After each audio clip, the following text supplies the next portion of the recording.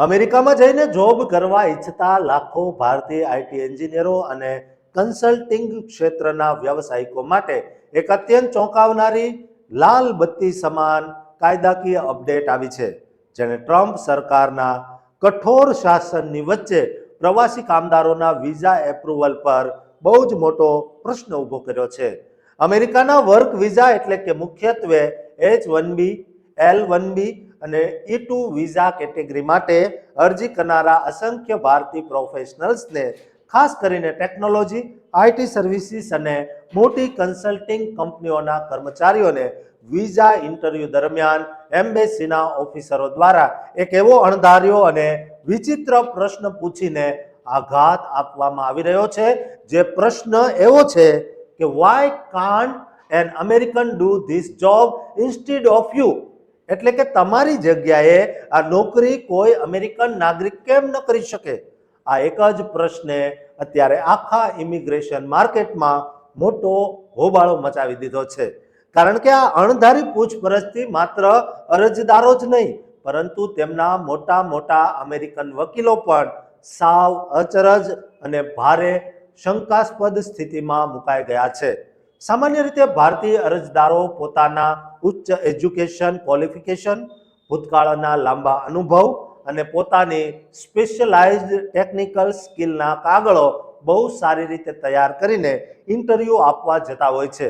પરંતુ એમ્બેસીના કાઉન્ટર પર જ્યારે અચાનક રાષ્ટ્રવાદ અને અમેરિકન નાગરિકોને નોકરી આપવાનો આ જટિલ પ્રશ્ન સામે આવે છે, ત્યારે તેઓ યોગ્ય અને તાર્કિક જવાબ આપી શકતા નથી. અને આ નાની ગૂંચવણના કારણે જ તાજેતરના દિવસોમાં ભારતીયોના વર્ક વિઝા રિજેક્શન એટલે કે વિઝા નામંજૂર થવાના કેસોમાં બહુ ભયાનક અને મોટો વધારો જોવા મળ્યો છે. આ આખા કડક વલણ પાછળના અસલી કારણો અને પૃષ્ઠભૂમિની વાત કરીએ.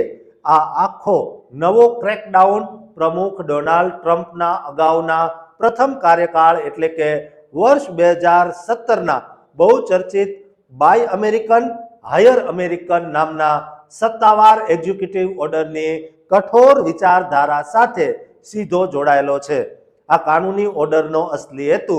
અમેરિકાના સ્થાનિક વર્કર્સ અને નાગરિકોને તમામ નોકરીઓમાં સર્વોચ્ચ પ્રાથમિકતા આપવાનો, વિદેશીઓ દ્વારા થતો કથિત ઇમિગ્રેશન ફ્રોડ અટકાવવાનો અને H-1B જેવા કિંમતી વર્ક વિઝા માત્ર દુનિયાના સૌથી વધુ સ્કિલ્ડ અને હાઈ પેઇડ એટલે કે અતિશય ઊંચો પગાર મેળવતા અરજદારોને જ આપવાનો છે, જે નિયમો હેઠળ હાલમાં ટ્રમ્પ પ્રશાસને ગુપ્ત રીતે તમામ એમ્બેસીઓમાં વિઝા સ્ક્રુટિની અને કાગળોનું વેરિફિકેશન બહુ જ આક્રમક રીતે વધારી દીધું છે. આ ગંભીર વિષય પર અમેરિકાના પ્રખ્યાત ઇમિગ્રેશન વકીલ જેમ્સ હોલિસ, જેઓ મેકએન્ટી લો ગ્રુપમાં વરિષ્ઠ એટર્ની છે, તેમણે પોતાના સત્તાવાર અવતરણોમાં બહુ જ મોટો ખુલાસો કર્યો છે. જેમ્સ હોલિસે જણાવ્યું કે આ વિશિષ્ટ પ્રશ્ન અત્યારે ખાસ કરીને L-1B અને E-2 વિઝા કેટેગરીમાં સૌથી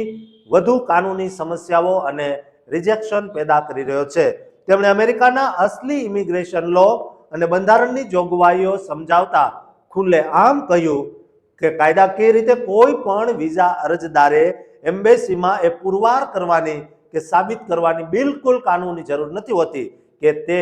કોઈ અમેરિકન વર્કર કરતા વ્યક્તિગત રીતે વધુ સારો કે શ્રેષ્ઠ છે. કારણ કે L અને E વિઝા કેટેગરીમાં કંપનીઓ દ્વારા વિદેશી બ્રાન્ચમાંથી કર્મચારીઓને અમેરિકા ટ્રાન્સફર કરવા માટે સંસદ દ્વારા કોઈ ફિક્સ્ડ લિમિટ કે કોટા નક્કી કરવામાં આવ્યો નથી. પરંતુ કાયદાની આ સવલત વચ્ચે અત્યારે કોન્સ્યુલર ઓફિસરો પોતાના વ્યક્તિગત વિવેકાધિકાર અને સત્તાનો જ બહુ કઠોર ઉપયોગ કરી રહ્યા છે અને તેઓ અરજી કરનાર ભારતીયને સાબિત કરવા દબાણ કરે છે કે આ ઇન્ટર કંપની ટ્રાન્સફર અમેરિકા માટે ખરેખર કેટલી જરૂરી છે. વકીલ જેમ્સ હોલિસે વધુમાં ચેતવણી આપતા જણાવ્યું કે હાલના દિવસોમાં ભારતીય અને ચીની નાગરિકો અને તેમાં ખાસ કરીને મોટી આઈટી કોન્ટ્રાક્ટિંગ અને કન્સલ્ટિંગ ક્ષેત્રની થર્ડ પાર્ટી કંપનીઓના કર્મચારીઓ પર અમેરિકન એમ્બેસીની બહુ જ આકરી અને વિશેષ સ્ક્રુટિની ચાલી રહી છે. કારણ કે યુએસ સરકારનું માનવું છે કે વિઝા ફ્રોડ અને નકલી ડોક્યુમેન્ટેશન બનાવવાની આશંકાઓ ભારતના માર્કેટમાં બહુ વધારે પ્રમાણમાં છે. આ ભયાનક રિજેક્શનથી બચવા માટે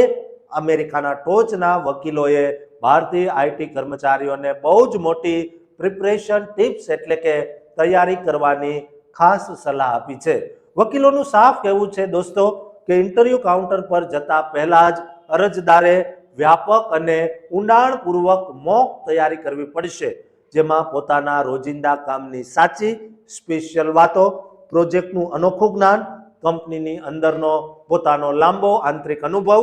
વિશિષ્ટ ક્લાયન્ટ કનેક્શન અને પોતાની કંપની સ્પેસિફિક એવી હાઈ લેવલ એક્સપર્ટાઇઝ અને કોડિંગ સ્કિલને કાગળ પર અને બોલીને બહુ જ પ્રભાવશાળી રીતે તૈયાર રાખવી પડશે,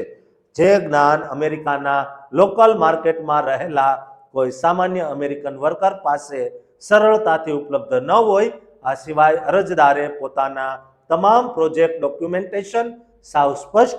સચોટ અને પોતે પૂરેપૂરા સમજીને જ ઓફિસર સામે રજૂ કરવા પડશે. વકીલોએ મોટી સલાહ આપતા એ પણ કીધું છે કે જે કંપનીઓમાં વિઝા રિજેક્શનનો રેશિયો બહુ વધારે હોય તેવી કંપનીઓએ પોતાના આવા સ્ટાફના ઇન્ટરવ્યુની કુલ માસિક સંખ્યા આગામી 3 વર્ષ સુધી બહુ જ ઓછી અને મર્યાદિત રાખવી જોઈએ, જેથી કંપની બ્લેકલિસ્ટ ન થાય. જોકે વાર્ષિક સેલેરી વધારવી કે કંપની દ્વારા થતો